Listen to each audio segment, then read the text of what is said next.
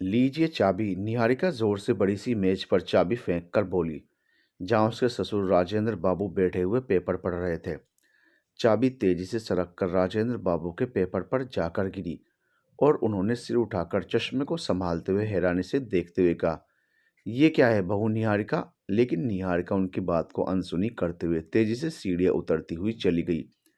इतने में राजेंद्र बाबू अपने बेटे तुषार को बुलाकर बोले, क्या हुआ बहू को, ये कहाँ जा रही है। ये सुनते ही तुषार दौड़ता हुआ निहारिका की तरफ भागा और उसका हाथ पकड़कर बोला, सुनो इधर सुनो। ये सुनते ही निहारिका बोली, अब मुझे कुछ नहीं सुनना, बहुत सुन चुकी। और वह दुपट्टे से मुंह को ढककर फपक कर रोती हुई गाड़ी की ओर बढ़ी और गाड़ी स्टार्ट करके चल पड़ी। तुषार भी अपनी गाड़ी से उसका पीछा करने लगा। इधर राजेंद्र बाबूजी की पत्नी गायत्री जी ये सब देखकर गुस्से में आग बबूला होकर बोली, राम जाने इस घर का क्या होगा। इतने में निहारिका और तुषार की 13 साल की बेटी छवि रोते हुए बोली, मेरी मम्मा कहाँ है, मेरी मम्मा कहाँ है। मम्मा आ जाओ, मम्मा मत जाओ, मम्मा मुझे छोड़कर मत जाओ। लेकिन उसकी बात सुनने के लिए निहारिका अब घर पर नहीं थी, क्योंकि अब निहारिका ने मन ही मन निश्चय कर लिया था, अब वह इस घर में नहीं रहेगी।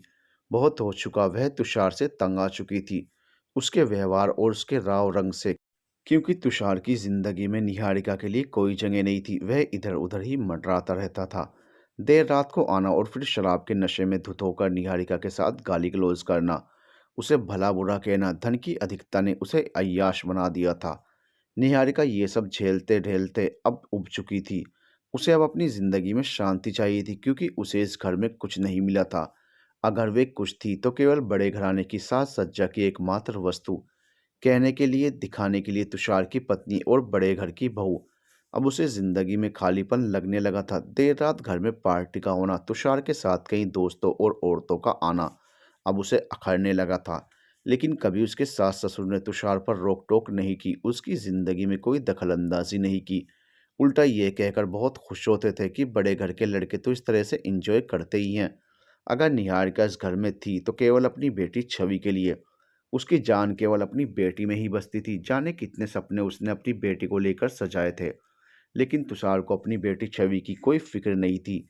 लेकिन अब पानी सिर से ऊपर हो चुका था। अब निहारिका में कुछ सहने की ताकत नहीं थी। रोज रोज की लड़ाई झगड़े ने निहारिका को अंदर से खोखला कर दिया था, जिससे उसे यह निर्णय लेना पड़ा कि अब वह इस घर में नहीं रहेगी। अब उसके सामने मात्र एक ही रास्ता था, और वो रास्ता था आत्महत्या का। और यही सोचकर वह इस घर को छोड़कर निकल पड़ी। उधर तुषार ने गाड़ी से पीछा करते हुए निहारिका को रोका और गाड़ी से उतरकर बोला, निहारिका एक बार मेरी बात सुन लो। लेकिन इस बार निहारिका कुछ नहीं सुनना चाहती थी और वह गाड़ी को बिना रोके तेजी से चली गई। तुषार चुपचाप खड़ा देखता रहा। इस बात को बीते आज कई साल हो चुके हैं। याद करता है कोई जिसे इतनी शिद्दत से एक बार भी पलटकर देखा नहीं उसने मुद्दत से। हर सांस में बीती याद होती है, गिरती उठती पलकों को उन्हीं की तलाश होती है। निहारिका को आज भी याद है, इतने सालों में एक बार भी तुषार ने उसकी खबर नहीं ली, और किस तरह तुषार छवि को रोता बिलखता उसके घर के सामने छोड़कर चला गया था, बिना मिले बिना कुछ कहे। किस तरह छोटी सी छवि ने एड़ी उठाकर दरवाजे की बेल बजाई थी। निहारिका का दौड़कर दरवाज़ा खोलना और रोती हुई अपने कलेजे के टुकड़े छवि को उठाकर अपने सीने से लगाकर घंटों रोना। छवि की अबोध आवाज़ आज भी उसके कानों में गूंज रही थी, मम्मा मुझे वहाँ अच्छा नहीं लग रहा था आपके बिना, आप मुझे छोड़कर क्यों चली आई थी। मम्मा बोलो ना, कुछ तो बोलो, आप रो क्यों रही हो। लेकिन निहारिका बस रोती ही रही। वह छवि की किसी बात का कोई जवाब नहीं दे सकी, और बताती भी तो क्या, जिंदगी के संघर्ष की भाग दौड़ में इतना थक चुकी थी कि वह कुछ सोच नहीं पा रही थी। उसके सामने बस एक ही रास्ता था कि वह बस कहीं पर जाकर अपनी जान दे दे। लेकिन फिर शायद किसी अदृश्य शक्ति ने उसे रोक लिया कि जान देना बुज़दिलों का काम है, उसे जीना है और ज़िंदगी के संघर्ष के थपेड़ों का सामना करना है। उसे अपनी बेटी छवि के लिए जीना है, क्योंकि अब उसके अलावा छवि का था ही कौन। क्योंकि निहारिका को यह अच्छी तरह पता था कि उसके बाद छवि अनाथ हो जाएगी। छवि का ख्याल आते ही उसके पैर जिंदगी की ओर चल पड़े और वह सटपट जिंदगी जीने को दौड़ पड़ी। अब पीछे देखने को उसके पास वक्त नहीं था। निहारिका पेशे से होम्योपैथिक डॉक्टर थी। उसका शुरू से सपना था कि वह पढ़ लिख कर अपने पैरों पर खड़ी हो और किसी भी रूप में समाज के लिए कुछ अच्छा कार्य करे। और उसने ये किया भी। ईश्वर ने निहारिका को सब कुछ दिया था, गोरा चिट्टा रंग, सुंदर सी आंखें, लंबी छरहरी काया, गीत नृत्य का उसे बेहद शौक था। वह अक्सर गुनगुनाया करती थी। वह खाली समय अक्सर गाने गाकर ही बिताती थी। वह पुराने गानों की बेहद शौकीन थी। इतने में उसकी नौकरानी मालती की आवाज़ आई। मैम साहब, आज क्लिनिक नहीं जाना क्या? देर हो रही है, सूरज सिर पर चढ़ाया है और आप अभी उठी भी नहीं। मालती की आवाज़ कानों में पड़ते ही निहारिका उठकर भागती हुई बोली, अरे मालती, तूने उठाया नहीं? आज तो बहुत काम है, आज तो बहुत सारे पेशेंट आने वाले हैं। ये सुनते ही मालती हंस पड़ी। बिल्कुल मैम साहब जी, मैं जानती हूँ आपके क्लिनिक में भीड़ ही जमा रहती है, क्योंकि आधे लोगों का इलाज तो आप मुफ्त में जो करती हो। सच, कितने लोगों की दुआएं आपको लगती होंगी। मालकिन, ये भी एक नेक काम है जो सबके बस की बात नहीं। यहाँ तो लोग एक एक बात के पैसे लेते हैं, बिना बात के पैसे ऐंठने का काम करते हैं। इतने में निहारिका नहा धोकर तैयार होकर आई। मालती जल्दी से गर्म कॉफी का प्याला लाकर निहारिका को देते हुए बोली, लीजिए मैम साहब, आपकी मनपसंद कॉफ़ी, आप पीजिए, तब तक मैं आपका नाश्ता लगा देती हूँ। और जल्दी से मालती सैंडविच बनाकर प्लेट में रखती हुई बोली, मैम साहब, आज खाने में क्या बनाऊँ? जो जी में आए बना लेना, बस मुझे निकलने दे। अरे अरे मैम साहब, आप नाश्ता तो करती जाइए। नहीं मालती, बहुत देर हो चुकी है, नाश्ता करने का टाइम नहीं है। अच्छा तो रुक जाइए मैम साहब, मैं ये सैंडविच टिफ़िन में रख देती हूँ, आपको क्लिनिक में जब समय मिले तो खा लीजिएगा, वरना फिर सारा दिन ऐसे ही बीतेगा और आपको फिर से चक्कर आने लगेंगे। मालती की बात सुनकर निहारिका को हंसी आ गई। सच मालती, तू मेरा कितना ख्याल रखती है। अच्छा जल्दी कर। तभी निहारिका के फ़ोन की घंटी बजी और वह मोबाइल को उठाकर बोली, हेलो। उधर से मीठी सी आवाज़ आई जिसने निहारिका के कानों में जैसे रस घोल दिया। हेलो मम्मा, आप कैसी हो? ये आवाज़ सुनते ही निहारिका के चेहरे पर खुशी तैर गई और वह खिलखिलाकर बोल पड़ी, अरे छवि, कैसी है तू? तुझे हॉस्टल में अच्छा तो लग रहा है ना? मन लगाकर पढ़ाई करना। मम्मा, मुझे आपके बगैर नहीं अच्छा लगता कहीं भी। जैसे ही छुट्टियां होंगी मैं भाग आऊंगी आपके पास। बिल्कुल तुम आ जाना, लेकिन अभी मन लगाकर पढ़ाई करो। अच्छा रखो, मुझे क्लिनिक के लिए देर हो रही है, मैं तुमसे बाद में बात करती हूँ। Love you my baby. Phone रखकर निहारिका ने अपनी गाड़ी स्टार्ट की और क्लिनिक की ओर चल पड़ी। जैसे ही निहारिका ने क्लिनिक के सामने गाड़ी रोकी, देखा कि क्लिनिक के बाहर काफी भीड़ जमा है और ये देखकर वह तुरंत गाड़ी को पार करके तेजी से क्लिनिक की ओर चल पड़ी। इतनी भीड़ देखकर वह अंदर ही अंदर खुश भी हुई और ईश्वर को धन्यवाद दिया कि उसके हाथों की दवा लोगों को फायदा कर रही है और लोगों के चेहरे पर मुस्कान देखकर उसकी आत्मा को सुकून भी मिल रहा था।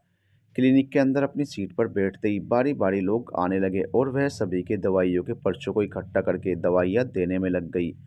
ये सब करने में उसे पूरे 3 घंटे निकल गए। इस बीच निहारिका काफी थक गई और जब सभी मरीज चले गए तब वह थोड़ी चैन की सांस लेकर अपने सिर को मेज पर रखकर आंखें बंद करके बैठ गई। तभी उसके कानों में एक मधुर आवाज पड़ी, अरे डॉक्टरनी साहिबा, जरा हमें भी तो देख लीजिए। यह आवाज उसे कुछ जानी पहचानी सी लगी। बहुत ध्यान से सोचने पर उसने सिर ऊपर उठाया और सामने देखा, लाल रंग की शर्ट, काले रंग की पैंट और हाथ पर टाइटन की घड़ी। उसके सामने आकर्षक व्यक्ति जो बैठा था वह उसके कॉलेज का फ्रेंड कबीर था। उसे देखकर निहारिका की आंखें फटी रह गई और दिल जोरों से धड़कने लगा। यही हालत निहारिका को देखकर कबीर की भी हो रही थी और वह यकीन नहीं कर पा रहा था कि समय ने कैसे एक दूसरे को मिला दिया है।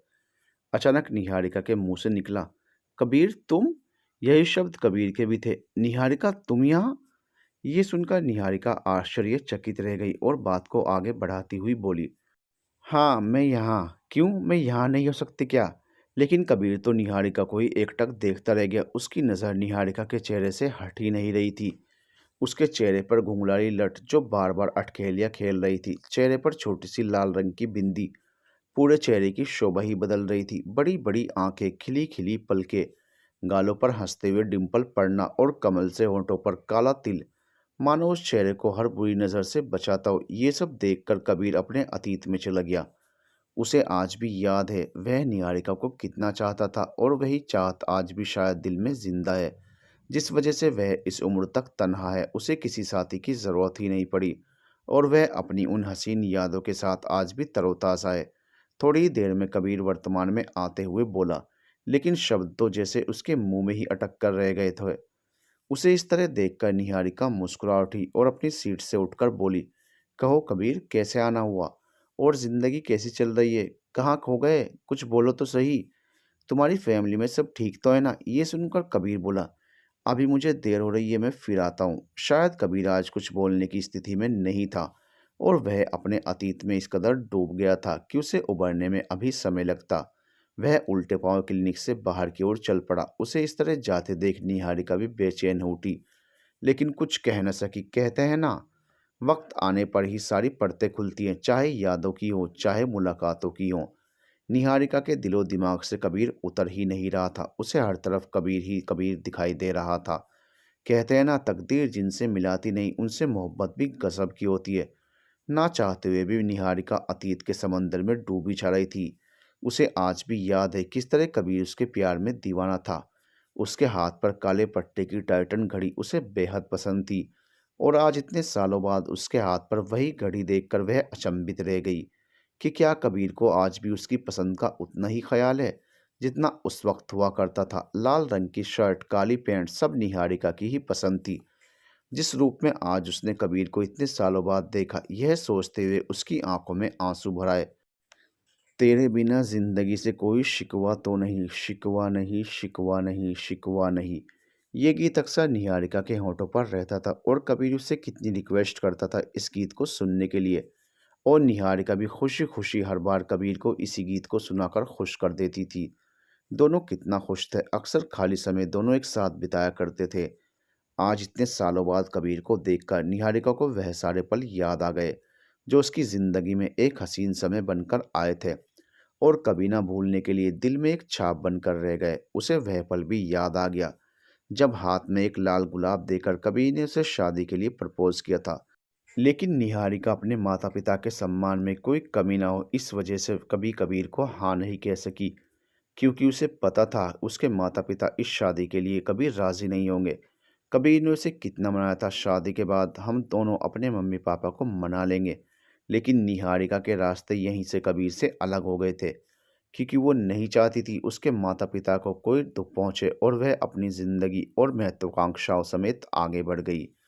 क्योंकि उसके बचपन का सपना था उसे डॉक्टर बनना था और उसने वह पूरा भी किया। फिर अपने माता पिता की मर्जी से उसने तुषार से शादी की और फिर कहलाई बड़े घर की बहू, जहाँ सब कुछ था। लेकिन निहारिका के हिस्से में अगर कुछ नहीं था तो वह था उसके पति का प्यार, जिसकी वजह से उसकी जिंदगी तितर बितर हो गई थी। छवि के जन्म के बाद उसे घर गृहस्थी में कोई चाव न रहा।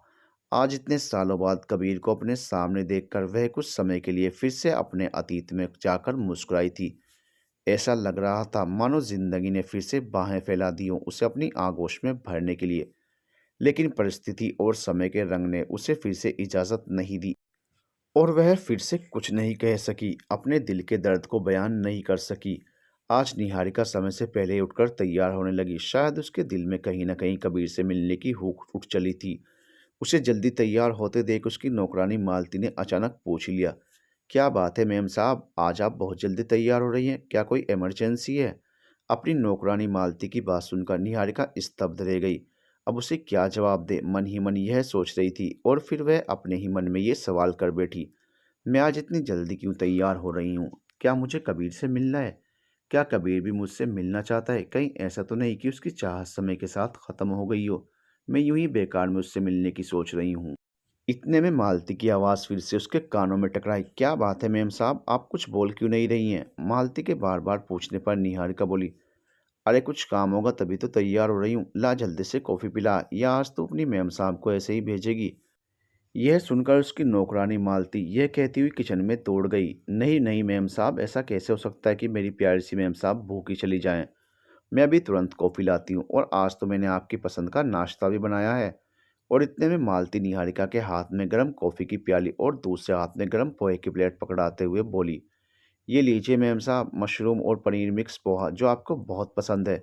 अपना मनपसंद नाश्ता देख निहारिका की आंखों में चमक आ गई और वह खुश होते हुए बोली, अरे वाह मालती, आज तो तूने सब कुछ मेरी पसंद का बनाया है।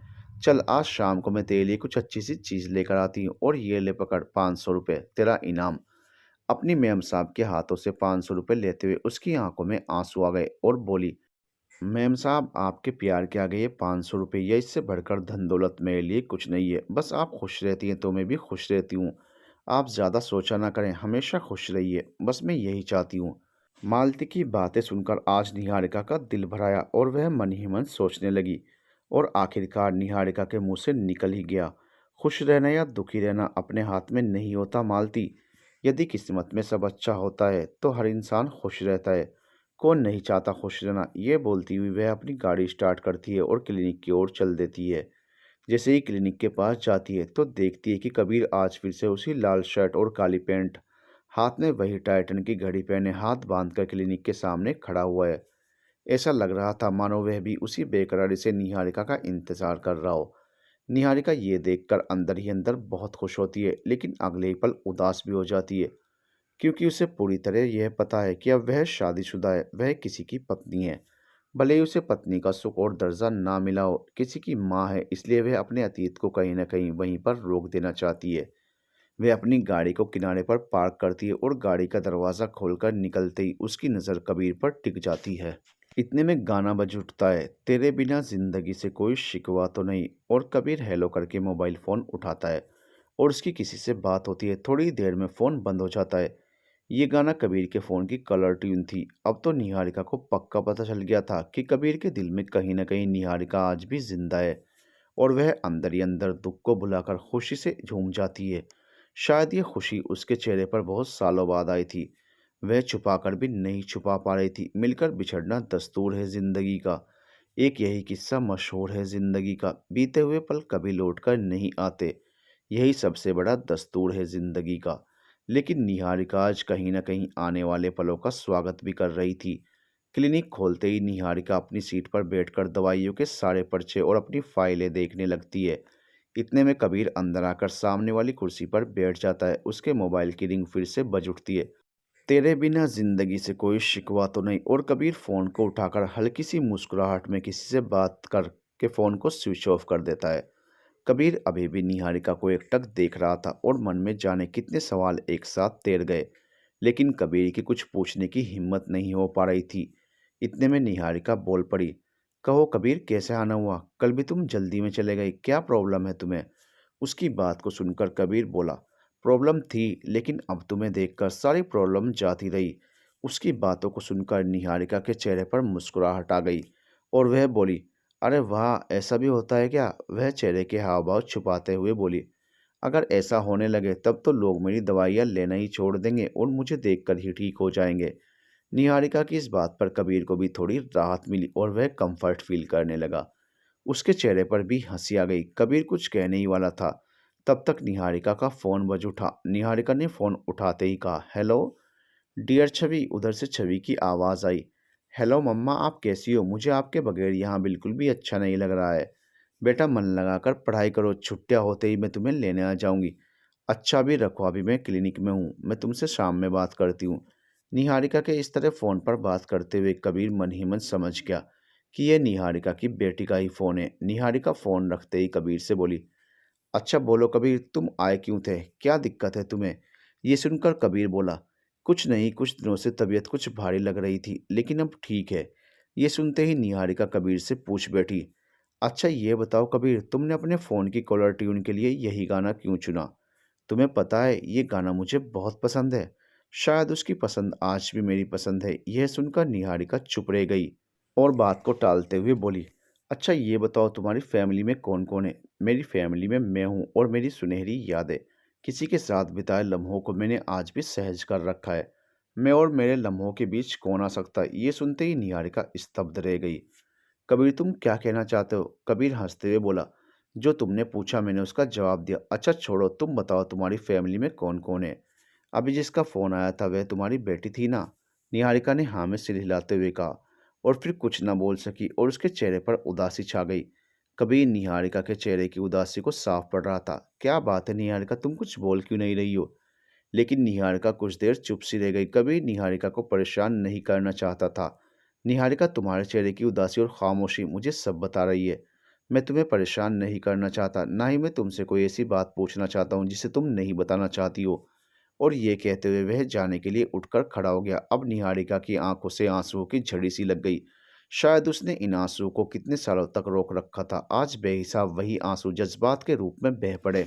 कबीर चाहकर भी नहीं जा पा रहा था। उसके कदम जैसे वहीं पर रुक गए और वह धीरे से निहारिका के हाथों को स्पर्श करते हुए बोला, निहारिका सॉरी, मुझे नहीं पता था कि तुम्हारे अंदर इतना दुख भरा पड़ा है।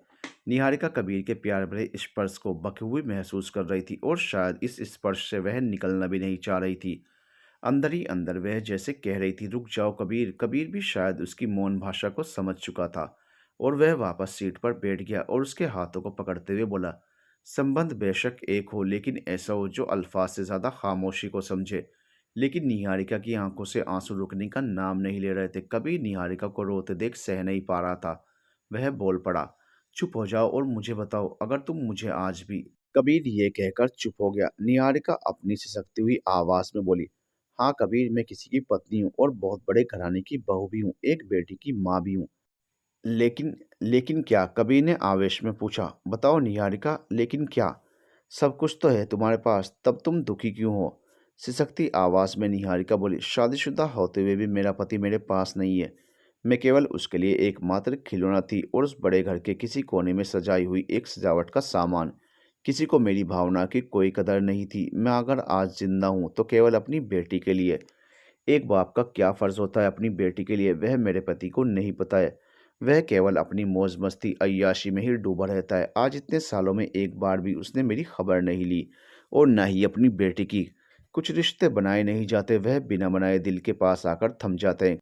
कबीर और निहारिका का रिश्ता शायद ऐसा ही था। आज निहारिका इतने सालों बाद जी भर कर रोई थी और अब उसे हल्का महसूस हो रहा था। वह शांत होते हुए बोली, मेरी जिंदगी के बारे में मत पूछो कबीर। जिंदगी के संघर्ष ने जैसे मुझे ही सुनाओ।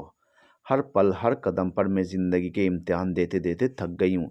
निहारिका की दर्द की दास्तान को सुनकर कबीर की आंखें भी पनीली हो गई, क्योंकि पिछले एक घंटे में उसने निहारिका के दर्द को बखूबी महसूस किया था। उसकी टीस और चुभन को भी। वह निहारिका को पकड़ते हुए बोला, आज के बाद निहारिका, मैं तुमसे कुछ नहीं पूछूंगा। मैं प्रॉमिस करता हूँ तुमसे। आज मैं तुम्हें अपने दिल की बात बताने जा रहा हूँ। तुम्हारे जाने के बाद मैंने अपनी ज़िंदगी में किसी को नहीं चुना, क्योंकि मैंने तुम्हारे साथ अपनी ज़िंदगी के बहुत अच्छे हसीन पल जी लिए थे और मैं सिर्फ और सिर्फ तुमसे ही शादी करना चाहता था। लेकिन तुमने अपने परिवार के मान और सम्मान को देखते हुए मुझे मना कर दिया। मैंने भी तुम्हें नहीं रोका, क्योंकि मैं हमेशा ही तुम्हें आगे बढ़ते हुए देखना चाहता था और खुश देखना चाहता था। लेकिन अगर अब तुम चाहो तो मैं आज भी तुम्हें और तुम्हारी बेटी को अपना सकता हूँ। मैं आज भी तुम्हारे इंतज़ार में खड़ा हूँ। ये सुनकर निहारिका की आंखों में जैसे चमक आ गई और आज फिर वह चाहते हुए भी हाँ नहीं कर पाई। उसे अपनी फिक्र में केवल अपनी बेटी छवि का ही चेहरा नजर आ रहा था। उसकी इस चुप्पी को देखते हुए कबीर बोला, निहारिका, मैं तुम्हें कभी मजबूर नहीं करूंगा, लेकिन एक वादा ज़रूर करूंगा। मैं एक अच्छे दोस्त के रूप में तुम्हारी ज़िंदगी में ज़रूर रहना चाहूँगा, अगर तुम इजाज़त दो तो।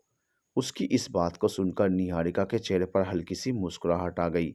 निहारिका को मुस्कुराता देख कबीर बहुत खुश हो गया और बोला, वैसे तुम रोती बहुत अच्छा हो। कितने सालों के आंसू संजो कर रखे थे मेरे सामने बहाने के लिए।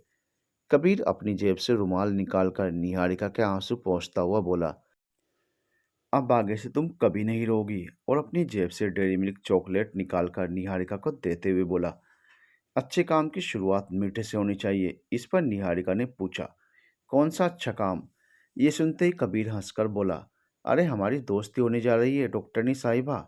निहारिका चॉकलेट लेते हुए बोली, तुम्हारे मुंह से डॉक्टरनी शब्द मुझे अच्छा लगता है। चलो, कुछ तो पसंद आया है। ऊपर वाले बस ऐसे ही मुझ पर रहम करम बनाए रखना। कबीर ये कहते हुए जोर से हंस पड़ा। कबीर को इस तरह हंसते देख निहारिका भी बहुत खुश हो गई। थोड़ी देर के लिए जैसे दोनों इस दुनिया को भूल गए और अपनी जिंदगी के दुख दर्द भी, क्योंकि कबीर भी इस लंबे इंतजार को जी चुका था। आज वह निहारिका यानी अपने प्यार को वापस अपने सामने पाकर बहुत खुश था और निहारिका भी शायद उसकी कदर करने वाला सामने खड़ा था। इसलिए वह आज अपने सारे दर्द भूल गई थी और दोनों आज कॉलेज के ज़माने को फिर से जी उठे थे। खूबसूरत सा एक पल किस्सा बन जाता है, जाने कब कौन जिंदगी का हिस्सा बन जाता है। कुछ लोग जिंदगी में मिलते हैं ऐसे, जिनसे कभी ना टूटने वाला रिश्ता बन जाता है। निहारिका के आते ही मालती बोली, मैम साहब, आप हाथ मुंह धो लीजिए, मैं आपके लिए खाना लगाती हूँ। हाँ मालती, जल्दी लगा, बहुत थक गई हूँ। अच्छा सुन, ये ले देख मैं तेरे लिए क्या लाई हूँ। निहारिका मालती को सफ़ेद रंग का लिफाफा देते हुए बोली। मालती ने खुश होते हुए लिफाफे को खोला। लिफाफे में अपनी पसंद की बहुत सारी चॉकलेट देखकर वो बहुत खुश हो गई और दौड़ते हुए निहारिका के हाथों को प्यार से चूमते हुए बोली, मैं बहुत खुश नसीब हूँ मैम साहब, जो आप मुझे मिली। ये सुनकर निहारिका खिलखिलाकर हंस पड़ी और बोली, अच्छा चल अब खाना लगा, बहुत ज़ोरों से भूख लगी है। यह बस बातों से ही पेट भर देगी। ये सुनते ही मालती किचन की ओर दौड़ पड़ी और थाली में भोजन परोस कर लाती हुई बोली, आज देखिए मेम साहब, मैंने क्या बनाए हैं, आपके पसंद के कोफ्ते। थाली में कोफ्ते देखकर निहारिका बहुत खुश हो गई। वाह मालती, आज तो तूने मेरे मनपसंद कोफ्ते बनाए हैं। वाह, तेरे हाथों में जादू है। ये सुनकर मालती बहुत खुश हो गई। खाना खाते खाते निहारिका को कबीर का ध्यान आ गया और मन ही मन सोचने लगी। कबीर को इडली और सांभर बहुत पसंद है। उसे आज भी याद है वह कॉलेज के दिनों में किस तरह घर से इडली और सांभर बना कर ले जाती थी और कबीर उसे कितने चाव से खाता था। उसके मन में ऐसा ख्याल आते ही वह मालती से बोली, मालती एक दिन ज़रा तुम इडली सांभर बनाओ, मैं क्लिनिक पर ले जाऊंगी। जी मैम साहब, कल ही बना देती हूँ। ठीक है, अच्छा। मालती, बिस्तर लगा दे, मुझे बस सोना है। बहुत तेज नींद आ रही है। और निहारिका खाना खाकर अपने कमरे में सोने के लिए चली गई। थोड़ी देर बाद फिर निहारिका मालती को आवाज़ लगाती है। मालती तुरंत अपनी मैम साहब के कमरे में जाती है और पूछती है, जी मैम साहब। मालती, मेरा वह हल्के पीले रंग का सूट तैयार कर देना, कल मुझे वही पहन कर जाना है। ये सुनते ही मालती अपनी मैम साहब निहारिका से पूछती है, क्या बात है मैम साहब, आजकल आप बदली बदली सी नज़र आ रही हैं। कभी इडली सांभर, कभी पीला सूट, क्लिनिक में कोई आने वाला है क्या? अरे नहीं, ऐसी कोई बात नहीं है, बस मेरा मूड हो गया है। जी मैम साहब, कहती हुई मालती कमरे से चली जाती है। मालती के जाते ही निहारिका फिर से कबीर के ख्यालों में खो जाती है। उसे चाहकर भी नींद नहीं आ रही थी। बार बार उसकी नज़रों के सामने कबीर का चेहरा ही घूम रहा था। इतने सालों बाद कबीर को अपनी मनपसंद ड्रेस में और उसके फ़ोन में उसके मनपसंद गाने का कॉलर ट्यून का होना उसकी आंखों की नींद गायब कर चुका था। वह अपने मोबाइल फ़ोन को हाथ में लेकर सोचती है कि कबीर से बात कर ले, लेकिन ये क्या, उसके पास तो कबीर का नंबर ही नहीं था। ये सोचकर वो मन ही मन कबीर पर नाराज़ होने लगी और फिर मन में यह भी सोचने लगी, मैं क्यों मांगू नंबर? क्या उसे फ़िक्र नहीं है? वो नहीं दे सकता था। वो चाहकर भी सो नहीं पा रही थी। जैसे ही वो आंखें बंद करती, उसके ख्वाबों में कबीर का मुस्कुराता हुआ चेहरा नजर आने लगता।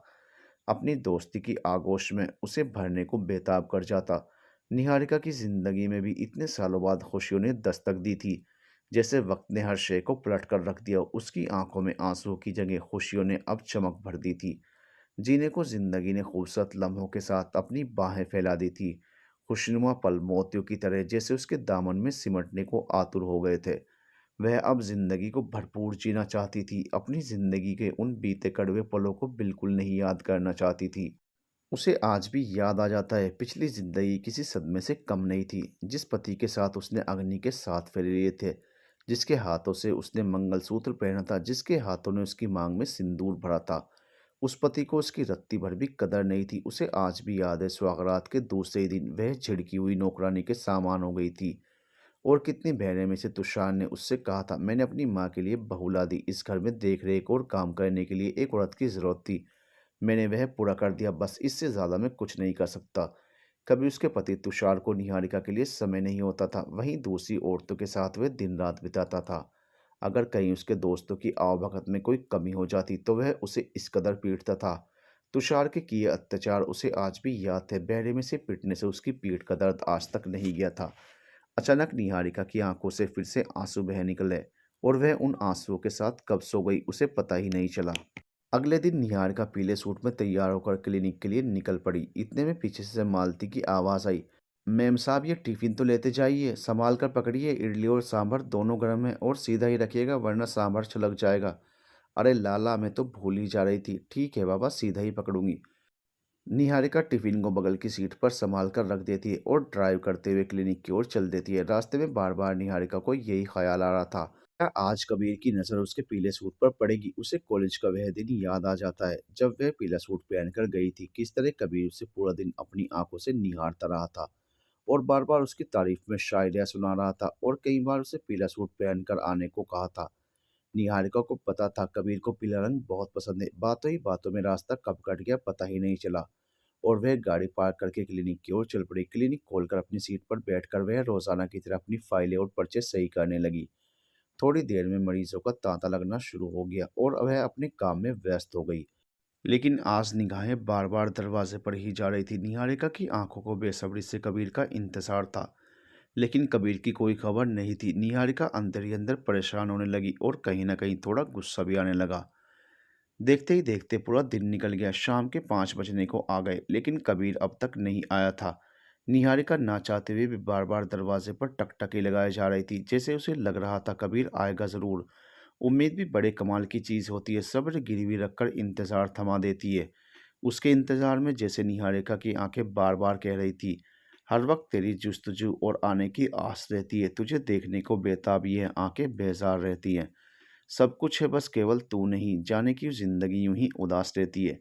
इतने में निहारिका देखती है कि कबीर अपनी गाड़ी से उतर रहा है और सीधे क्लिनिक की ओर आ रहा है। कबीर को देखते ही निहारिका खुशी से झूम उठती है और वह तुरंत सीट से उठकर कबीर को लेने के लिए क्लिनिक से बाहर दौड़ पड़ती है। और मन ही मन गुस्सा भी भरा हुआ था। जी तो कर रहा था वह कबीर से पूछे कि वह सारा दिन कहाँ था और आने में इतनी देर क्यों लगा दी। लेकिन फिर अंदर ही अंदर वह अपने आप से पूछने लगी, वह इतना हक किस हक से दिखा रही है। ये सोचकर वह कुछ नहीं कहती और लगातार कबीर की ओर बढ़ती ही चली जाती है।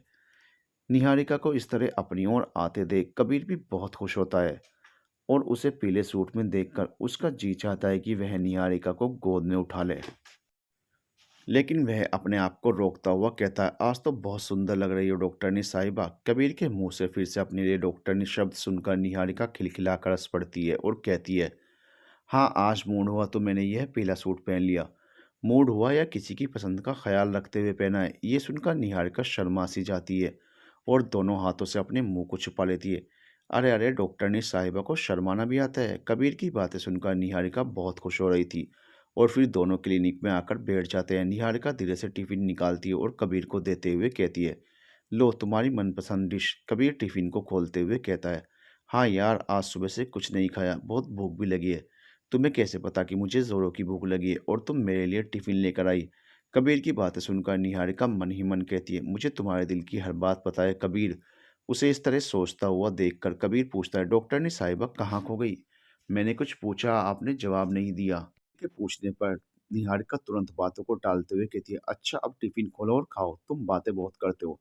जी डॉक्टरनी साहिबा जो हुक्म। और जैसे ही कबीर टिफिन खोलता है, इडली और सांभर देखकर बहुत खुश होता है और बिना कुछ बोले फटाफट खाने जुट जाता है। उसे देख निहारिका हंसकर कहती है, अरे अरे आराम से, इतनी भी जल्दी नहीं। ये सुनकर कबीर कहता है, तुम्हें मेरी पसंद का आज भी ख्याल है निहारिका। मुझे इडली और सांभर कॉलेज के दिनों से कितना पसंद है। तुम तो जानती हो मैं अक्सर तुमसे कहता था और मुझे तुम्हारे हाथों की इडली सांभर बहुत पसंद है। मैं आज भी उसी चाव से खा रहा हूँ। कबीर की बात सुनकर निहारिका बेहद खुश हो रही थी और अंदर ही अंदर कह रही थी, कबीर मुझे तुम्हारी पसंद नापसंद का आज भी पूरा ख्याल है। और वह एकटक कबीर को देखे जा रही थी। निहारिका कबीर को देखते हुए मन ही मन सोच रही थी, काश आज खुद ही अपना मोबाइल नंबर दे दे, मुझे मांगना ना पड़े। उसे इस तरह देखते देख कबीर निहारिका की ओर देखता हुआ कहता है, क्या बात है निहारिका, क्या देख रही हो। तुम यही सोच रही होगी ना कि मैं तुम्हारे इडली सांभर की तारीफ नहीं कर रहा। तो सुनो, सच इडली और सांभर बहुत अच्छा बना है और आज भी वही खुशबू। बरसों बाद खाकर दिल खुश हो गया। इतने में कबीर का फोन बज उठता है उसी गीत के साथ, तेरे बिना जिंदगी से कोई शिकवा तो नहीं। कबीर फोन को उठाते हुए कहता है, हेलो। उधर से आवाज आती है, सर आप कब आ रहे हैं। ये सुनकर कबीर कहता है, बस निकल ही रहा हूँ। और वह फोन रखते हुए निहारिका से कहता है, ऑफिस से फोन था। अच्छा निहारिका अब मैं चलता हूँ, बहुत देर हो रही है, ऑफिस भी पहुंचना है। कबीर को उठकर जाते हुए निहारिका के मन में बार बार फिर से यही ख्याल आता है, काश आज तुम अपना नंबर दे देते। उसे इस तरह गहरी सोच में देखकर कबीर निहारिका के करीब आकर धीरे से पूछता है, क्या बात है डॉक्टरनी साहिबा, किसी गहरी सोच में हो आज। लग रहा है कहीं मैंने कोई गलती तो नहीं कर दी। कबीर को इस तरह पूछते देख निहारिका कुछ नहीं बोलती है और अपनी आंखें बंद कर लेती है। कबीर फिर से निहारिका से पूछता है, क्या बात है निहारिका, बताओगी नहीं। तुम्हारी इन बंद आंखों में कुछ राज तो जरूर है। अच्छा सुनो निहारिका, मुझे तुमसे एक बात कहनी थी। देखो याद आ गया, वरना मैं भूल जाता। मेरे ऑफिस में एक दोस्त है, उसे कुछ प्रॉब्लम है। क्या मैं तुम्हारे क्लिनिक ला सकता हूँ। हो सकता है तुम्हारी दवा उसे फ़ायदा कर दे। उसे कुछ एलर्जी है। मैं तुम्हें अपना नंबर दे देता हूँ जिससे आसानी हो जाएगी और तुम बता देना, तब मैं उसे लेकर आ जाऊँगा। कबीर के मुँह से नंबर देने की बात सुनकर निहारिका बहुत खुश आ जाती है और उसकी आँखें खुशी से चमक उठती हैं। उसके मुँह से निकल जाता है, तुमने तो मेरे मुँह की बात छीन ली। और वह खुश होकर कहती है, क्यों नहीं कबीर, लाओ तुम अपना नंबर मुझे दो, मैं सेव कर लेती हूँ। ये सुनकर कबीर कहता है, ठीक है डॉक्टरनी साहिबा, जब आप कहेंगी तभी मैं उसे लेकर आ जाऊँगा। निहारिका कबीर का नंबर पाकर इतनी खुश हो गई मानो उसे क्या मिल गया हो। कबीर के जाने के बाद वह मोबाइल की स्क्रीन को बार बार चूम रही थी। इतने में छवि का कॉल आता है, हेलो बेटा छवि, कैसी हो। तुम्हारी पढ़ाई तो अच्छी चल रही है ना। हाँ मम्मा, मेरी पढ़ाई बहुत अच्छी चल रही है और अब तो मेरी यहाँ बहुत सारी फ्रेंड्स भी बन गई हैं। मैं सारा दिन उन्हें आपके बारे में ही बताया करती हूँ कि मेरी मम्मा बहुत अच्छी हैं, मेरी मम्मा डॉक्टर हैं, मेरी मम्मा ऐसी हैं, मेरी मम्मा बहुत प्यारी हैं। छवि के मुँह से अपने लिए इतनी अच्छी बातें सुनकर निहारिका को हँसी आ जाती है और वह बोलती है, "अरे, अरे! बस कर छवि, अच्छा मम्मा मैं आपसे बाद में बात करती हूँ।" यह कहकर छवि फ़ोन कट कर देती है। छवि को अब हॉस्टल में अच्छा लग रहा था, ये सोचकर निहारिका को बहुत खुशी हुई। इतने में उसकी नज़र कबीर के बैग पर पड़ी, जो वह जाते-जाते यहीं छोड़ गया था। निहारिका कबीर को फ़ोन लगाती है। कबीर फ़ोन उठाते हुए कहता है, "इतनी जल्दी क्या थी डॉक्टरनी साहिबा मेरे नंबर को आज ही लगा देने की?" ये सुनकर निहारिका हँसते हुए बोली, "अरे नहीं कबीर, तुम अपना बैग यहीं छोड़ गए हो, इसलिए मैंने तुम्हें कॉल किया।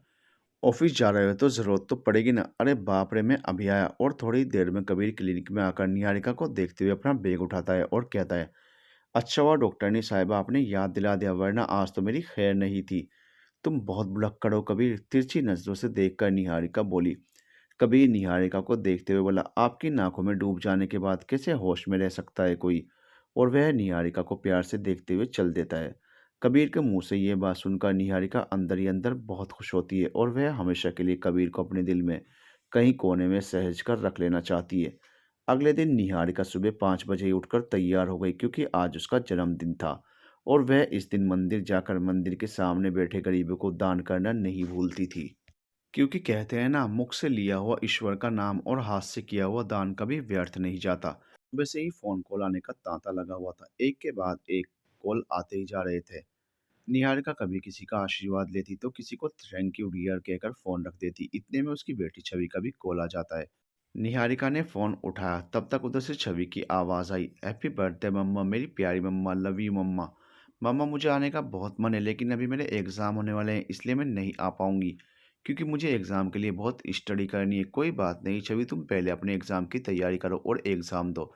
जब तुम आओगी तब हम लोग डबल सेलिब्रेट करेंगे।" "ठीक है बेटा, okay my dear sweet baby, okay mamma." ये कहकर छवि फोन रख देती है और निहारिका भी आगे अपने काम में जुट जाती है। इतने में मालती की आवाज़ आती है, "मैम साहब मुझे पता है आज आपका जन्मदिन है, आज तो आप मंदिर जाएंगी। आज मैंने आपकी मनपसंद डिश बनाई है और आपका मनपसंद पीला सूट जो आप परसों खरीद कर लाई है, उसे मैंने पहनने के लिए रेडी कर दिया है। सच में मैम साहब, आपकी पूरी अलमारी पीले रंग से भरी हुई है।" निहारिका ये सुनकर हंस पड़ती है। "क्या करूं मालती, मुझे यह पीला रंग पता नहीं क्यों बहुत अच्छा लगता है।" इतने में मालती बहुत सारे पीले फूल लाई थी निहारिका के जोड़े में लगाने के लिए। "अरे अरे, ये क्या कर रही है?" निहारिका हंसकर पूछने लगी।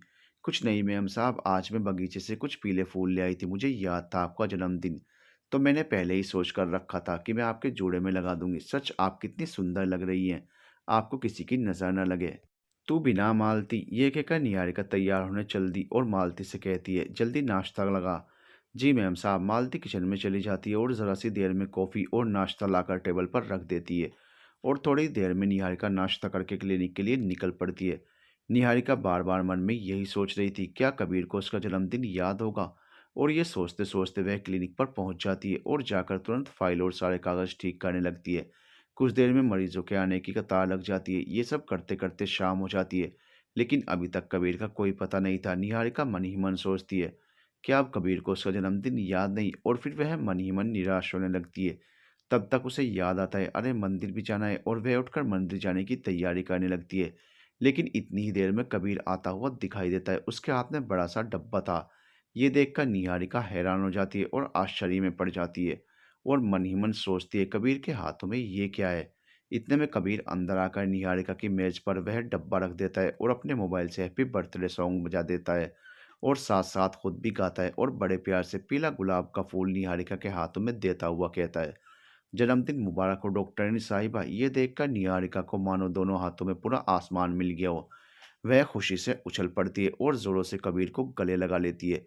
लेकिन अगले ही पल वह तुरंत कबीर से दूर खड़ी हो जाती है। "सॉरी कबीर" कहकर वह अपनी सीट पर बैठ जाती है। इसमें सॉरी की क्या बात है निहारिका, लेकिन निहारिका के मुंह से एक शब्द भी नहीं निकलता। वो मन ही मन सोच रही थी कि आज इतने सालों बाद किसी ने उसका बर्थडे सेलिब्रेट किया है। उसके पति तुषार को तो शायद उसके जन्मदिन की तारीख भी याद नहीं है। आज इतने सालों में उसके पति ने एक बार भी एक कॉल तक नहीं की थी। वह अपने जन्मदिन की खुशी को रोक न सकी और उसने अनायास कबीर को गले लगा लिया। उसे इतनी गहरी सोच में देखकर कबीर बोला, "डॉक्टर ने साहिबा, किस सोच में डूब गई हैं आप? देखिए तो इस डब्बे में क्या है? खोलिए तो सही।" निहारिका तुरंत एक्साइटमेंट में वह डब्बा खोलती है। कबीर उसके लिए पाइनएप्पल केक लाया था जिस पर पीले फूल लगे हुए थे और छोटा सा रेड कलर का हार्ट भी लगा हुआ था। ये देखकर निहारिका बहुत खुश हो जाती है। कबीर उसे केक काटने को कहता है। निहारिका जैसे ही केक काटने के लिए आगे बढ़ती है, इतने में क्लिनिक के बाहर रोड पर शोर मचने लगता है। शोर इतना तेज था कि आसपास के लोग इकट्ठा होने लगे। थोड़ी ही देर में बहुत भीड़ इकट्ठा हो गई। ये देखकर कबीर और निहारिका हैरान हो गए और वह दोनों भी निकलकर उस भीड़ के पास गए तो देखा किसी कार का एक्सीडेंट हुआ था और उसमें बैठा आदमी अंतिम सांसें ले रहा था। और थोड़ी ही देर में उसने दम तोड़ दिया। उसी भीड़ में से एक आदमी उसके पास आया और उसके चेहरे पर पड़े रुमाल को हटाया तो देखा कि उसका सिर फटा हुआ है और वह मृत अवस्था में है। कबीर और निहारिका भी उसे देखने के लिए भीड़ को चीरते हुए आगे बढ़ते हैं। निहारिका जैसे ही उस आदमी को देखती है तो वह हैरान रह जाती है और उसकी आंखें फटी की फटी रह जाती हैं। उसके मुंह से बड़ी सी चीख निकल जाती है, नहीं। निहारिका को इस तरह चीखते देख कबीर हतप्रभ रह जाता है और थोड़ी ही देर में निहारिका बेहोश हो जाती है। कबीर निहारिका को उठाकर क्लिनिक में लाता है और वह परेशान हो जाता है कि आखिर निहारिका का इस आदमी से क्या रिश्ता है। वह उस आदमी को देखकर क्यों चीख पड़ी और बेहोश हो गई। कबीर निहारिका के चेहरे पर पानी के छींटे मारने लगता है। थोड़ी देर में निहारिका को होश आता है तो वह अपने को क्लिनिक के बिस्तर पर पाती है और कबीर उसके हाथों को अपने हाथों में लिए उसके सिर को सहला रहा होता है। उसके होश में आते ही कबीर उससे पूछता है, क्या हुआ निहारिका, तुम इस तरह क्यों चीख पड़ी थी।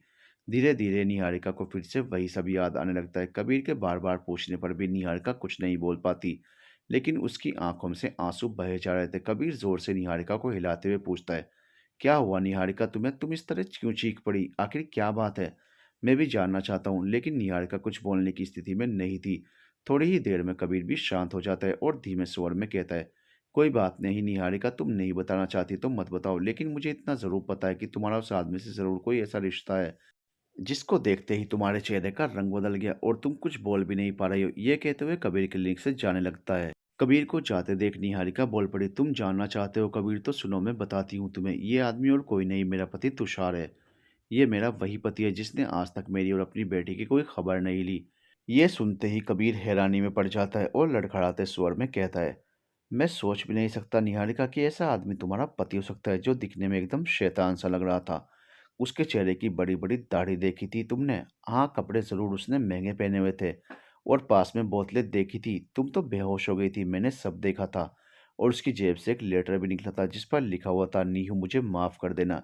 ये सुनकर निहारिका और परेशान हो जाती है क्योंकि उसे याद है कि तुषार ने उसे सुहागरात की रात ही नीहू नाम से पुकारा था।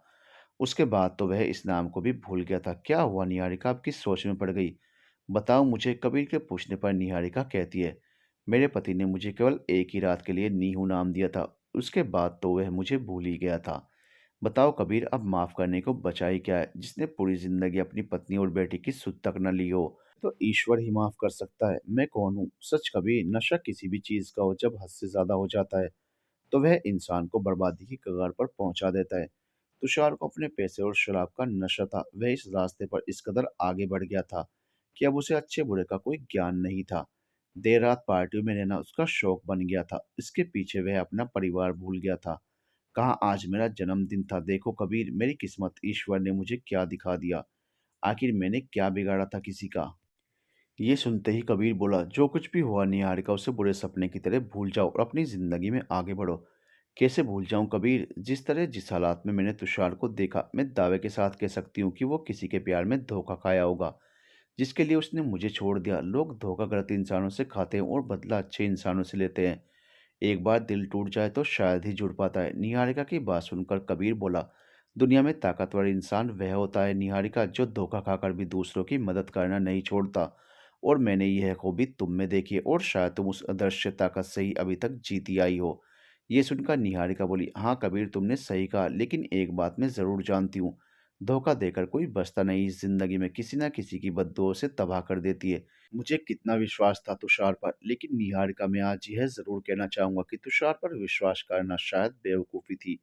लेकिन कबीर, पति पत्नी के रिश्ते में विश्वास का होना बहुत जरूरी है, क्योंकि विश्वास बिना तो मूर्ति भी सिर्फ पत्थर की है, भगवान नहीं। आज निहारिका के सामने बीता हुआ कल मानो पूरी तरह से सजीव हो गया था। वह बेबस होकर फूट फूट कर रो पड़ी, ये कहती हुई, मैं जिंदा हूं या नहीं कबीर, मुझे खुद नहीं पता था। कई बार मैं मौत के पास से गुजरी हूँ। निहारिका को इस तरह रोते देख कबीर बोला, जो बीत गया सो बीत गया। निहारिका, अब तुम आने वाले कल को देखो और एक बात याद रखना, वक्त जब निर्णय करता है तो तब सबूत और गवाहों की जरूरत नहीं होती। अब तुम अपनी बेटी के लिए जी रही हो, उसकी ताकत बनकर, क्योंकि तुम्हें उसके सुनहरे भविष्य का निर्माण करना है। जिसे तुम अपनी ताकत से अपने हाथ पैरों पर अपनी महत्वाकांक्षा से खड़ी हो। दुनिया में सबको सब कुछ नहीं मिलता, इस बात को याद रखना निहारिका। यदि ईश्वर ने तुम्हें कष्ट दिए हैं तो तुम्हें सहने की क्षमता भी दी है। आज निहारिका कबीर में अपना एक बहुत अच्छा दोस्त देख रही थी, जो उसे सुख दुख में समझा रहा था, और उसके दिल में एक बार हुए प्यार के अपने नाम की दस्तक को उसने आज तक संजो कर रखा हुआ था। वह बार बार ईश्वर का धन्यवाद कर रही थी कि उसकी जिंदगी में कबीर जैसा एक अच्छा दोस्त है, जिससे वह अपना सुख दुख कह सकती है और उस पर भरपूर भरोसा भी कर सकती है। थोड़ी देर में कबीर अपने रुमाल से निहारिका के चेहरे को पोंछता हुआ बोला, डॉक्टरनी साहिबा, आप रोते हुए अच्छी नहीं लगती, अब आप अपनी जिंदगी में आगे बढ़िए। और वह भी थोड़ा मुस्कुरा कर, क्योंकि अच्छे काम की शुरुआत हंसकर ही करनी चाहिए। यदि आगाज अच्छा होगा तो अंजाम भी अच्छा होगा। क्यों, मैंने सही कहा ना? कबीर की बातें सुनकर निहारिका के चेहरे पर मुस्कुराहट तैर जाती है और वह जैसे फिर से जिंदगी को जीने के लिए तैयार हो जाती है। लेकिन कहीं न कहीं उसके मन में कुछ खटक रहा था और ना चाहते हुए भी उसकी आंखें बेबस होकर नम हो रही थी। एक स्त्री के मन में अपने पति के लिए प्रेम भाव सम्मान होता ही है, वही प्यार सम्मान निहारिका के दिल में भी तुषार को लेकर हमेशा के लिए था। क्योंकि उसने उसके साथ अग्नि के 7 फेरे लिए थे, लेकिन तुषार ने कभी 7 फेरे के एक वचन कभी नहीं निभाया था।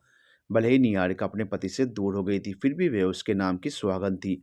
लेकिन आज उसे मन ही मन तुषार के इस दुनिया से जाने का दुख तो हो ही गया था। क्या क्या नहीं किया था उसने अपनी ससुराल को संभालने के लिए, लेकिन दुर्भाग्यवश कुछ भी नहीं संभाला। उसकी सारी कोशिशें नाकाम हो गई। बीते कई वर्षों में तुषार ने एक बार भी निहारिका का अता पता नहीं लिया था, और निहारिका की आंखों के सामने तुषार का इस दुनिया से जाना आज क्यों कर रहा था? शायद उसकी जेब से निकली पर्ची जिस पर लिखा था, नीहू मुझे माफ कर देना। शायद यह पंक्ति निहारिका को भावुक किए जा रही थी और वह बार बार अपनी किस्मत को लेकर रोए जा रही थी। कबीर के इतने समझाने पर भी निहारिका को आज कबीर की बातें क्यों नहीं समझ में आ रही थी। आज वे क्लिनिक न जाकर सीधे मंदिर में बैठे उस भगवान से अपने प्रश्नों का उत्तर लेने जा रही थी। निहारिका सुबह जल्दी उठकर तैयार होकर सीधे गाड़ी लेकर मंदिर की ओर निकल पड़ी और जाकर सीधे भगवान के मंदिर का दरवाजा खटखटाने लगी। अभी मंदिर खुला भी नहीं था, वह वहीं जाकर सीढ़ियों पर बैठ गई। लगभग 1 घंटे बाद मंदिर के पुजारी आए और मंदिर के कपाट खोले। पुजारी की नजर सीढ़ी पर बैठी निहारिका पर पड़ते ही उन्होंने पूछा, क्या बात है बेटी, कुछ दुखी लग रही हो? कब से बैठी हो यहाँ? मंदिर तो 7 बजे खुलता है, क्या तुम्हें पता नहीं है? लेकिन निहारिका को कुछ सुनाई नहीं पड़ता। वह तो अपने अंदर मचे समंदर की लहरों के कोहराम को सुन रही थी और उसकी आंखों से आंसूधारा ही बह रही थी। अचानक थोड़ी ही देर में मंदिर में भक्तों की भीड़ शुरू हो गई और निहारिका की नजर मंदिर के बाहर बैठे नंदी पर पड़ी, जिसके कान में जाने कितने लोग बारी बारी अपनी मनोकामना कहते नजर आ रहे थे। और फिर वही लोग अंदर आकर शिवलिंग पर दूध और जल चढ़ा रहे थे। कुछ लोग चंदन का लेपन कर रहे थे। वह यह सब देखकर भी अनदेखा कर रही थी, क्योंकि आज तो वह ईश्वर से अपनी किस्मत का हिसाब किताब करने आई थी। और वह तेज कदमों से चलती हुई उस नंदी के पास जाकर खड़ी हो गई और तेज तेज रोते हुए बोली, बता नंदी, ये लोग तेरे कान में क्या कह रहे हैं? क्या तू इनकी बातों को सुन रहा है? अगर तू सुनता है तो तूने मेरी बात क्यों नहीं सुनी? मेरे साथ ऐसा क्यों हुआ? और फिर पलटकर सीढ़ियों पर चढ़ती हुई जाकर उस शिवलिंग के सामने खड़ी होकर अपने परछनों की बौछार लगा दी। बता, तू पत्थर है या ईश्वर है? मैं तुझसे किस भावना से बात करूं? मैंने तुझ पर इतना विश्वास किया, लेकिन तूने मुझे क्या दिया? जिंदगी में केवल आंसू। मैं ही मिली थी तुझे इस पूरी दुनिया को रचते समय। आज मैं तुझसे अपने सवालों के जवाब लिए बिना नहीं जाऊंगी। इतने में मंदिर का पुजारी निहारिका को देख हैरान हो जाता है और वह निहारिका को प्यार से सहलाकर पूछता है, क्या बात है बेटी, तू इतना रो क्यों रही है? क्या हुआ तेरी जिंदगी में? ये सुनकर निहारिका उस पुजारी से कहती है, मैं क्या बताऊं, आप पूछिए अपने इस भगवान से, इसने क्या किया है मेरी जिंदगी में। इतने में निहारिका का फोन बजने लगता है। आज उसे फोन की घंटी भी नहीं सुनाई पड़ रही थी। वह लगातार मंदिर में बैठे उस भगवान से लड़ने झगड़ने में लगी थी। शायद इतने सालों का गुबार आज निकल रहा था। आज वह जी खोलकर अपने दिल की बातें ईश्वर से करने आई थी। लेकिन लगातार फोन की घंटी बजने से निहारिका को फोन उठाना ही पड़ा। वह रोते हुए बोली, हेलो हेलो निहारिका, तुम कहाँ हो? क्लिनिक भी बंद है। ये कबीर की आवाज़ थी। मैं मंदिर में हूँ। अच्छा, मैं भी आता हूँ। कबीर थोड़ी ही देर में मंदिर आ जाता है। वह देखता है निहारिका सीढ़ियों पर बैठी रो रही थी। कबीर धीरे से निहारिका के बगल में आकर बैठ जाता है और निहारिका के चेहरे को देखने लगता है। निहारिका की आंखों से आंसू गिरने ही वाला था कि कबीर ने उसे अपने हाथों में रोक लिया। उन आंसुओं पर निकलते सूरज की किरणें पड़ने से वह सुनहरे मोती से चमक रहे थे। कबीर निहारिका को अपने हाथों में रोके हुए आंसुओं को दिखाकर कहता है, देखो तो निहारिका, यह सुनहरा मोती कैसा लग रहा है, कितना कीमती है ये तुम्हारे आंखों से गिरे आंसू नहीं है, ये अनमोल मोती है। इन्हें संभाल कर रखो, इन्हें बेकार में जाया मत करो, इन्हें किसी शुभ अवसर के लिए आंखों में सहेज कर रखो। आंखों में खुशी के आंसू अच्छे लगते हैं। ये सुनते ही निहारिका कबीर पर चिल्ला उठी, कहाँ से लाऊं खुशी के आंसू, मेरी जिंदगी में दुख के ही आंसू हैं। मुझे अब किसी पर कोई विश्वास नहीं रहा। ये सुनकर कबीर निहारिका से पूछता है, तुम किस विश्वास की बात कर रही हो? मुझे पता है तुम अपने पति तुषार की मौत से अपसेट हो, लेकिन जिस पति ने कभी तुम्हारा ख्याल ही नहीं रखा, तो तुम आज उसके लिए इतने आंसू क्यों बहा रही हो? केवल मरते वक्त माफी मांग लेना बहुत बड़ी बात नहीं होती निहारिका। उसने जब तुम्हारी हंसती खेलती जिंदगी की और तुम्हारी भावना की कोई कदर नहीं की, तो केवल मात्र सिंदूर से कोई पति नहीं हो जाता। मैं तो बस इतने ही कहूंगा निहारिका, अवसर और सूर्योदय में एक समानता है। देर करने वाले अक्सर इन्हें खो देते हैं, और तुम तुषार की जिंदगी में वो सूर्योदय का अवसर बनकर गई थी, लेकिन उसे तुम्हारी कीमत पता नहीं चली और उसने वह मौका खो दिया। कबीर की बातें सुनकर निहारिका बोली, मुझे इंसान तो क्या, मुझे तो भगवान पर भी कोई विश्वास नहीं है। इस पर कबीर निहारिका से बोला, ये तो अपने अपने मानने की बात है। विश्वास में तो वह शक्ति है निहारिका, जिससे उजड़ी हुई दुनिया में प्रकाश लाया जा सकता है। विश्वास पत्थर को भगवान बना सकता है, और अविश्वास भगवान के बनाए इंसान को पत्थर दिल बना सकता है। किस विश्वास की बात करूं मैं कबीर? यह ईश्वर जो बैठा है मंदिर में, इसने मेरे साथ ऐसा क्यों किया? मेरी जिंदगी में इतने संघर्ष क्यों दिए? निहारिका, केवल तुम ही संघर्ष की कतार में नहीं हो, जरा इतिहास उठाकर पढ़ो। बहुतों ने इसका मजा चखा है। अपने अपने हिस्से का संघर्ष सभी को करना है। जिंदगी इतनी आसान नहीं है। अगर ईश्वर ने तुम्हें संघर्ष दिया है, तो कहीं ना कहीं ईश्वर ने तुम्हें वह अद्भुत ताकत भी दी है, जिससे तुम इन आंधियों के थपेड़ों का सामना कर सकती हो। लेकिन निहारिका के मन में केवल गुस्सा ही भरा हुआ था, और वह सिर्फ रोए जा रही थी। निहारिका, तुम इतनी कमज़ोर नहीं हो। सुख दुख ज़िंदगी का एक हिस्सा है, जिसे ना चाहते हुए भी सबको झेलना है। तुमने मुझसे कहा था ना कि तुम इन संघर्षों को झेलते हुए कई बार मौत के रास्ते से गुजरी हो, लेकिन मौत तुम्हें अपनी आगोश में नहीं ले पाई। क्यों? तुमने कभी सोचा है इस बारे में?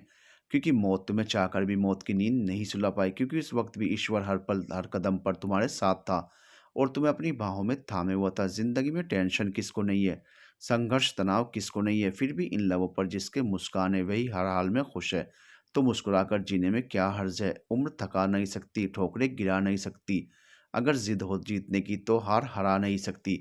कबीर, मैं अब और संघर्ष नहीं कर सकती। तुम संघर्ष नहीं कर सकती निहारिका, लेकिन तुम संघर्ष करती ही आई हो, हर बार विजयी बनकर निकली हो। ईश्वर की दी हुई अद्भुत ताकत जो है तुम्हारे पास। कबीर की इस बात से निहारिका कुछ सामान्य होती हुई नजर आ रही थी। वह कबीर की बातों को ध्यान से सुन रही थी। निहारिका, तुम्हें अपनी जिंदगी के जीने की दिशा बदलनी होगी।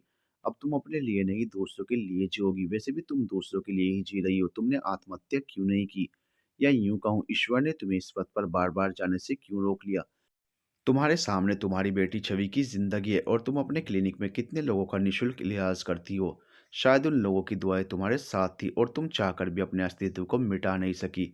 तुम समझो ना समझो, ईश्वर ने तुम्हें हर कदम पर अपने साथ रखा है, और तुम्हें हौसलों से भरपूर वह शक्ति दी है, जिससे तुम जिंदगी के हर नए संघर्ष को पार कर सकती हो, और पार करती ही आई हो। अब तुम्हें अपनी जिंदगी को एक उद्देश्य से जीना होगा। लक्ष्य ज्यादा दूर नहीं है, बस अपनी रफ्तार थोड़ी तेज करनी है। अब निहारिका शायद कुछ सकारात्मक होती नजर आ रही थी। निहारिका, हौसले अगर बुलंद हो तो मुट्ठी में हर मुकाम है। मुश्किलें और मुसीबतें तो जिंदगी में आम है। तुम मुस्कुराती बहुत अच्छी लगती हो। मुस्कुराने के मकसद ना ढूंढो, वरना जिंदगी यूं ही कट जाएगी। कभी बेवजह भी मुस्कुरा कर देखो, तुम्हारे साथ साथ यह जिंदगी भी मुस्कुराएगी। पुजारी लगातार उन दोनों की बातें सुन रहा था। फिर वह निहारिका को देखते हुए बोला, बेटी, तुम जिन प्रश्नों के साथ इस मंदिर में आई थी, आज जो तुम्हारे सामने बैठा है, शायद ईश्वर ने उसी के जरिए तुम्हारे सारे प्रश्नों के उत्तर दे दिए। संघर्ष तो राम ने भी किया, और संघर्ष कृष्ण ने भी किया। यह संघर्ष के जीवन है क्या? जिसकी जिंदगी में संघर्ष नहीं, उसके जीवन में कोई चमक भी नहीं। आज निहारिका कबीर और पुजारी जी की बातों को बहुत ध्यान से सुन रही थी। ऐसा लग रहा था मानो उसको अपने सारे प्रश्नों के उत्तर साक्षात ईश्वर दे रहे हों। जिंदगी जीने के बहुत मायने हैं। लगातार अच्छे कामों का प्रयास छोटा ही हो, लेकिन लगातार होना चाहिए। छोटी छोटी बारिश की बूंदें नदी के भाव को भी बदल सकती हैं। अब निहारिका बिल्कुल मौन थी। ऐसा लग रहा था कि उसके अंदर सच रहे समुद्र की लहरें अब शांत हो गई थी। उसको धीरे धीरे अपने हर सवाल का जवाब मिल रहा था। अब वह जीवन जीने की दिशा को बदल चुकी थी, और अपने जीवन को बेकार नहीं होने देना चाहती थी। आज इस पवित्र मंदिर के प्रांगण में निहारिका की जिंदगी बदल रही थी। उसे अपनी बहुत सी जिंदगी अब हल्की फुल्की नजर आ रही थी। वह कबीर की ओर देखती हुई बोली, कबीर, तुमने मुझे जिंदगी जीने की चाहत दी है, जिंदगी के जिस बोझ तले में दबी हुई थी, तुमने उसे अपने सकारात्मक नजरिए से कितना हल्का कर दिया है। निहारिका, तुमने अपनी जिंदगी को खुद हल्का बनाया है, मैंने तो केवल तुम्हें जिंदगी जीने का नजरिया बताया है। निहारिका, मैं आज भी तुम्हें बहुत चाहता हूँ, अगर तुम चाहो तो मैं आज भी तुम्हें अपनाने को तैयार हूँ, तुम्हारी बेटी के साथ। नहीं कबीर, शादी के नाम से मुझे चिढ़ हो गई है, अब मुझे इस बंधन में नहीं बंधना। शादी के लिए मैं तुम्हें बाध्य नहीं करूंगा निहारिका, मैंने तो वैसे भी अपनी जिंदगी तुम्हारे नाम कर दी है। एक अच्छे दोस्त के रूप में मैं हमेशा तुम्हारे आसपास रहूंगा। तुम्हें कभी भी मेरी ज़रूरत हो तो तुम आवाज़ लगाना, मैं दौड़ा चलाऊंगा। तुम्हें पता है निहारिका, दुनिया का सबसे खूबसूरत संगीत आपके अपनी दिल की धड़कन है। ईश्वर ने खुद इसकी रचना की है, इसलिए हमेशा अपने दिल की सुनो। ये सुनकर निहारिका ने कबीर की ओर मुस्कुराते हुए देखा और उसके होंठों पर फिर से वही गीत आ गया। तेरे बिना जिंदगी से कोई शिकवा तो नहीं, शिकवा नहीं। निहारिका इस गीत के बाद बोली, कबीर, मैं उस ईश्वर का धन्यवाद करूंगी कि तुम जैसा अच्छा दोस्त मुझे मिला और हर मोड़ पर मेरा साथ देने को खड़ा किया। इस पर कबीर हंसकर बोला, बहुत बहुत शुक्रिया डॉक्टरनी साहिबा, और फिर अपनी जेब से चॉकलेट निकालते हुए निहारिका को देते हुए बोला, तो फिर से इस अच्छे लम्हों की शुरुआत के साथ कुछ मीठा हो जाए। निहारिका चॉकलेट लेते हुए हंसती हुई। इतने में निहारिका का फोन बजने लगा। निहारिका ने फोन उठाया, उधर से छवि बोली, हेलो मम्मा, कैसी हो आप? निहारिका बहुत खुश होती हुई बोली, ठीक हूँ छवि बेटा, मम्मा मैं कल आ रही हूँ, आप मुझे लेने आओ एयरपोर्ट पर। बिल्कुल। और फिर छवि फ़ोन रख देती है। उन दोनों की बातें सुनकर कबीर कहता है, निहारिका, तुम्हें खुश देखकर तुम्हारी बेटी भी कितनी खुश होती है। तुम्हें अपनी बेटी की खुशी का भी ख्याल रखना है, उसे अपने जीवन में तुम्हें सुंदर दिशा देनी है। अपने उड़ान के लिए खोल दो पंख निहारिका, अभी उड़ान बाकी है, ज़मीन नहीं है मंजिल। तेरी अभी पूरा आसमान बाकी है। अब निहारिका को लम्हा लम्हा जिंदगी जीने की चाहत हो गई थी। उसकी आंखों में एक नई आशा की किरण चमक रही थी, उसके होठों पर मुस्कुराहट आ गई। चेहरे ने एक अद्भुत आभा ले ली थी और इस तरह निहारिका जिंदगी की राह पर दौड़ती हुई चल पड़ी। सच है, जिंदगी खेलती भी उसी के साथ जो बेहतरीन खिलाड़ी होता है। कोई इस जद्दोजहद में बिखर जाता है तो कोई हंसकर निखर जाता है। The end.